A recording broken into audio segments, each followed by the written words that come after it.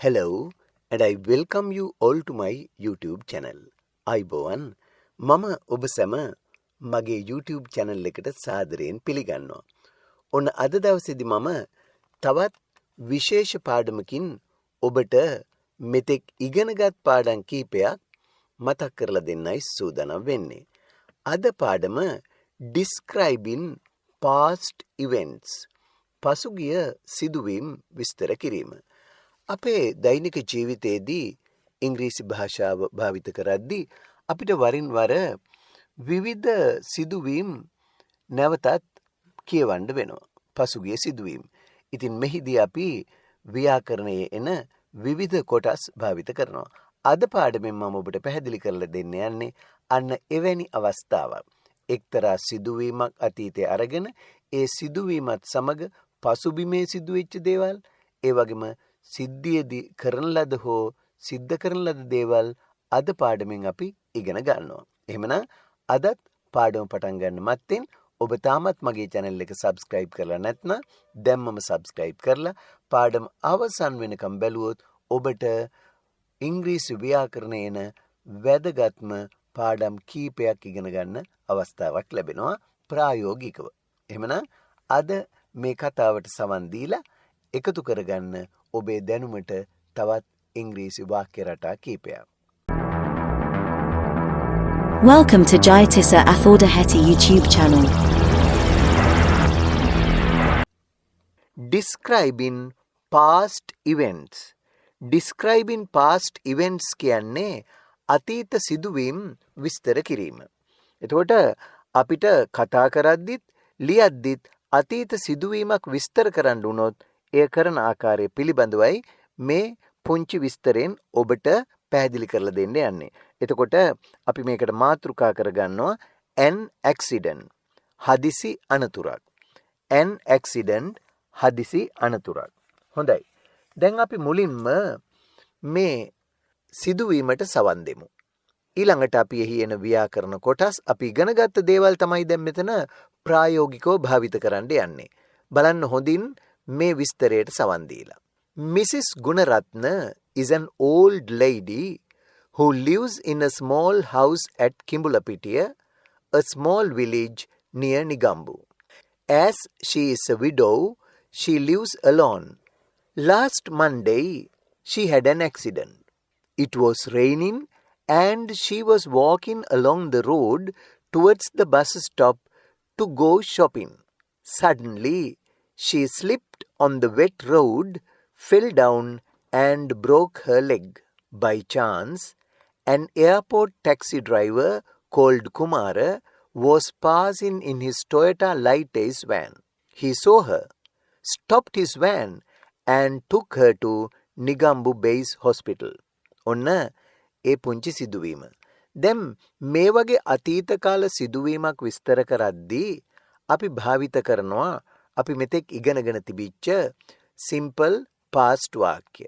ඒ වගේම past continuous වාක්‍ය. ඒ වගේම විස්තරයේ මූලික වශයෙන් අපි කතා කරද්දී කෙනෙක් ගැන විස්තර කරද්දී present simple වාක්‍යයත් භාවිත කරනවා. බලන්න අපි තේරුම් ගමු ඒක. Mrs Gunaratna is an old lady. Gunaratne මහත්මිය වයසක කාන්තාවක්. මෙතන who කියන වචනයෙන් කරන්නේ ඒක relative pronoun එකක්. Who lives in a small house at Kimbulapitiya. Who කියන එකෙන් විස්තර කරනවා මේ lady මොන කාන්තාවද? Who lives in a small house at Kimbulapitiya. කිඹුලපිටියේ කුඩා නිවසක ජීවත් වන වයසක කාන්තාවකි මිසිස් ගුණරත්න. ඔන්න හොඳට තේරුම් ගන්න. Mrs Gunaratna is an old lady. දැන් මේ lady ගැන විස්තර කරන්න තමයි who කියන relative pronoun එක අරන් තියෙන්නේ. ඕනම පුද්ගලයෙක් ගැන තව විස්තරයක් ඒ පුද්ගලයාට සම්බන්ධ කරද්දී who කියන වචනේ යොදා ගන්නවා. එතකොට lady මොන ladyද?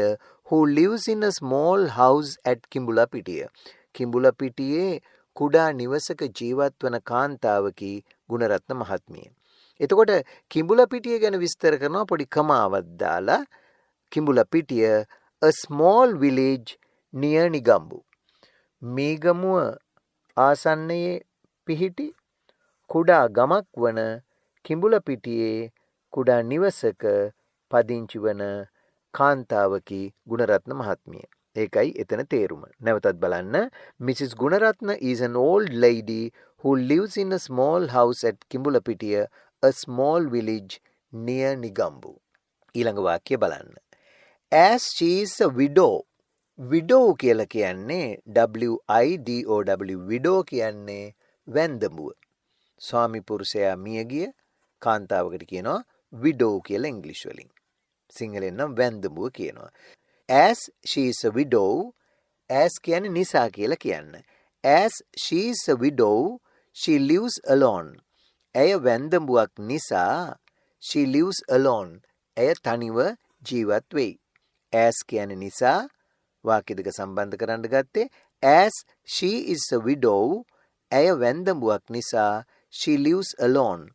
ඇය තනිව ජීවත් වෙයි. දැන් ඊළඟට සිදුවීම කියනවා. සිදුවීම කියද්දි කියන්නේ past tense වලින්. දැන් මේ මිසිස් ගුණරත්න මහත්මිය ගැන විස්තරය කළේ වර්තමානයේ. ඕන දැන් අපි ඇයට වෙච්ච දේ ගැන කියන්න මේ විදිහට අතීත කාලයේ පාවිච්චි කරනවා. last Monday කියපු ගමම්ම ඔබ දන්නවා මේක අතීත කාලේ. පසුගිය සඳුදා. last Monday she had an accident. අන්න අපි ගත්තා අතීත කාල වාක්‍යයක්. last Monday ගිය සඳුදා she had an accident. ඇයට හදිසි අනතුරක් සිදු වුණා. ඇය හදිසි අනතුරකට මුහුණ දුන්නා. she had an accident. දැන් ඒ සිද්ධිය විස්තර කරනවා. මෙන්න දැන් ආයෙත් අතීතයෙන් මෙහෙම විස්තර කරනවා. ඒක simple past වාක්‍යයක්. දැන් past continuous වලින් මෙහෙම විස්තර කරනවා. it was raining. වහිමින් තිබුණා. it was raining. වහිමින් තිබුණා. and she was walking. ඇය ඇවිදගෙන යමින් හිටියා. and she was walking along the road. පාර දිගේ. එතන along කියන්නේ දිගේ කියන්නේ. දැන් ඔබට මතකයි කලින් හම්බුණා alone කියන වචනේ. alone කියන්නේ තනිව. along කියලා කියන්නේ දිගේ කියලා කියන්නේ. ස්පෙලින් වෙනස්, ශබ්දයක් වෙනස්. ALONE alone. alone කියන්නේ තනි කියලා කියන්නේ. එතකොට තනියම තනි කියලා කියන්නේ alone. හැබැයි ALONG along අර උඩින් ඒ ශබ්දෙන නහයෙන් along කියන්නේ දිගේ කියලා කියන්නේ. එතකොට she was walking along the road towards the bus stop. ඇය ඇවිදගෙන යමින් හිටියා. she was walking along දිගේ the road පාර දිගේ ඇවිදගෙන යමින් හිටියා towards the bus stop. towards the bus stop කියලා කියන්නේ බස් නැවතුම දෙසට to go shopping. සාප්පු යන්නට. to go shopping කියන්නේ සාප්පු යන්නට ඇය බස් නැවතුම දෙසට ඇවිදගෙන යමින් සිටියා. වහිමිනුත් තිබුණා ඒ වෙලාවේ. ඊළඟට බලන්න. suddenly කියලා කියන්නේ එකපාරටම හිටි හැටියෙම හදිස්සියෙම. suddenly she slipped. ඇය ලිස්සුවා on the wet road. slipped කියන්නේ ලිස්සුවා on the wet road. wet road කියන්නේ තෙත. දැන් වැස්සත් වෙලා තිබුණානේ. එතකොට suddenly එකපාරටම හදිස්සියෙම she slipped. ඇය ලිස්සුවා on the wet road. අර තෙත පාරේ ඇය ලිස්සුවා. fell down. ලිස්සලා වැටුණා. fall down වැටෙනවා. fell down වැටුණා. එතකොට නැවතත් බලන්න වාක්‍ය. suddenly එකපාරටම හදිස්සියෙම she slipped. ඇය ලිස්සුවා on the wet road. අර තෙත පාරේ තෙමිච්ච පාරේ fell down වැටුණා and broke her leg. broke කියන්නේ කැඩුනා. her leg ඇගේ කකුල. වැටිලා එයාගේ කකුල කැඩුනා. by chance අහම්බෙන් වගේ. by chance an airport taxi driver වාසනාවකට වගේ වෙලාවකට වගේ an airport taxi driver called කුමාර කියලා ගුවන් තොටුපළ කුලී රථ රියදුරෙක් was passing කියන්නේ පසු කරගෙන යමින් හිටියා. in his Toyota light ace van.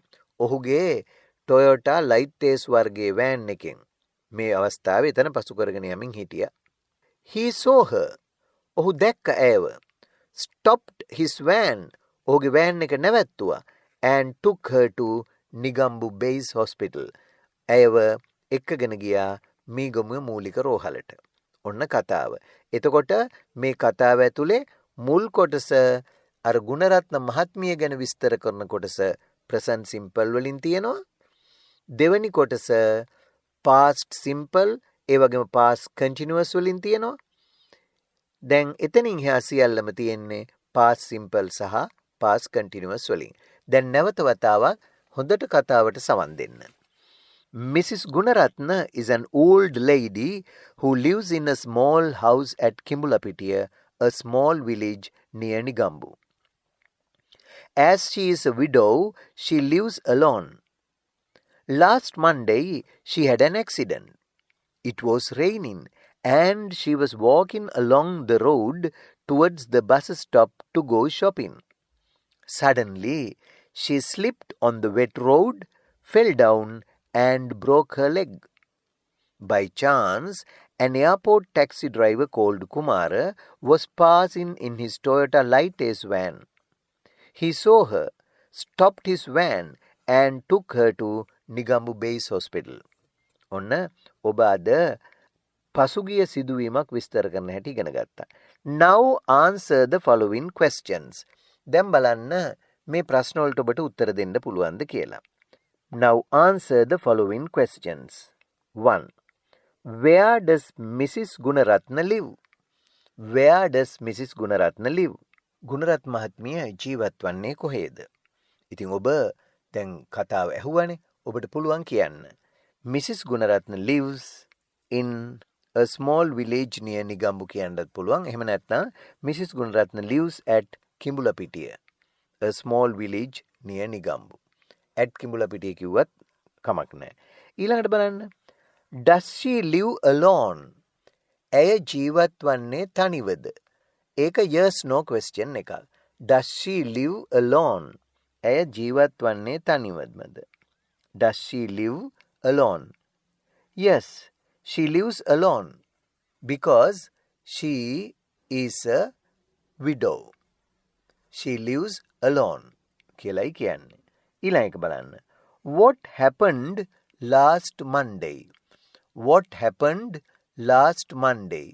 ගිය සඳුදා සිදු වූයේ කුමක්ද? What happened last Monday? ගිය සඳුදා සිදු වූයේ කුමක්ද? What happened last Monday? ගිය සඳුදා සිදු වූයේ කුමක්ද? එතකොට මොකක්ද උනේ? Last Monday she had an accident. Last Monday she had an accident. ඊළඟ එක බලන්න. Where was she going? ඇය යමින් සිටියේ කොහේද? එතකොට ඔබ උත්තරේ දෙනවා. She was going towards the bus stop. She was going to go shopping. ඇය සාප්පු යන්නයි යමින් හිටියේ. She was going to go shopping. එහෙම කියන්නත් පුළුවන්. ඊළඟ ප්‍රශ්නේ බලන්න. How did the accident happen?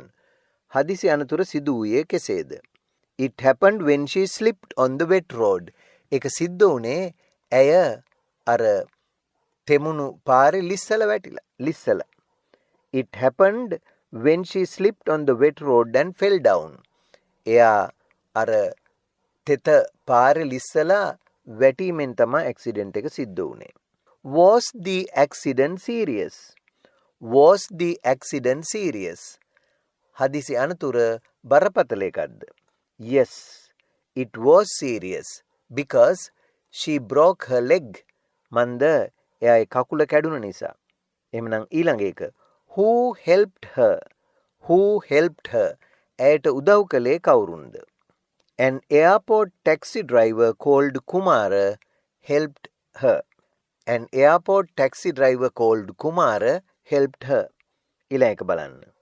What did he do? What did he do? ඔහු කළේ කුමක්ද? He took her to Nigambu Base Hospital. He took her to Nigambu Base Hospital. He took her to Nigambu Base Hospital.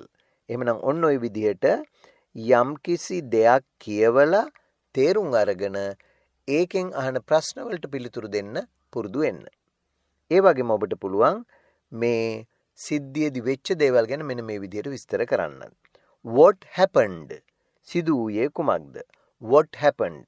Mrs Gunaratna had an accident. ඒ සිද්ධ වෙච්ච එක දෙයක්.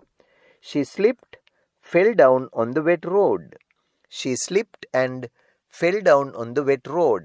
ඇය ලිස්සලා තෙත පාරේ වැටුණා. A taxi driver took her to hospital. කුලී රථ රියදුරෙක් ඇයව රෝහලට රැගෙන ගියා. ඒ තමයි සිද්ධ වෙච්ච දේ. What was happening at that time? ඒ වෙලාවේ මොනවද සිදු වෙමින් තිබුණේ කියලා ඇහුවොත්. What was happening at that time? ඒ වෙලාවේ මොනවද සිදු වෙමින් තිබුණේ? It was raining. වහිමින් තිබුණා. She was walking along the road. ඇය පාර දිගේ ඇවිදගෙන යමින් සිටියා. A taxi driver was passing in his van. කුලී රථ රියදුරෙක් ඔහුගේ වෑන් රථයෙන් ඒ ස්ථානයේ පසු කරගෙන යමින් සිටියා.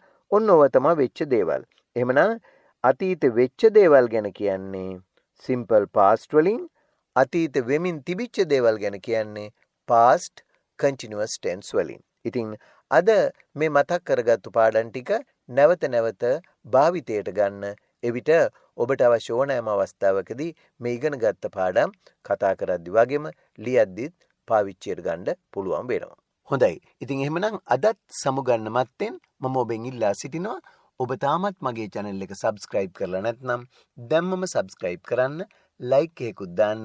ඒ වගේම මේ වීඩියෝ ඔබේ යහළු ඉහෙලියන් සමග share කරගන්න අතරම මේ වීඩියෝ එක පිළිබඳව ඔබේ අදහස්, උදහස්, යෝජනා ඒ වගේම චෝදනා වුණත් තිබෙනවා නම් පහළ කමෙන්ට්ස් වල දාන්නත් අමතක කරන්න එපා. එහෙනම් අදට සමුගන්නවා. ආයෙත් මේ වගේ පාඩමක් අරගෙන ඔබ හමුවට එන බලාපොරොත්තු වෙන්න. Goodbye and good luck.